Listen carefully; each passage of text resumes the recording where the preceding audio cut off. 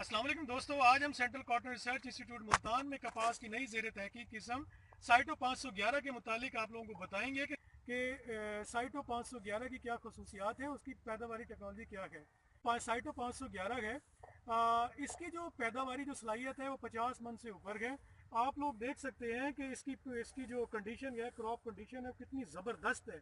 और हर पौधे में तकरीबन कुछ 70 से 80 किंडल इसमें लगा हुआ है।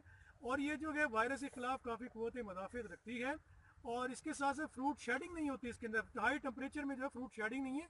और इसके जो है आप इसको देखें डब्ल्यू शेप में है ये, और इसका कम्पैक्ट प्लांट है इसकी। और जो है इसकी जो फ्रूटिंग है, क्लस्टर फ्रूटिंग आप देख सकते हैं, गुच्छों की तरह इसकी जो है ना, इसकी जो है फ्रूटिंग है इसकी।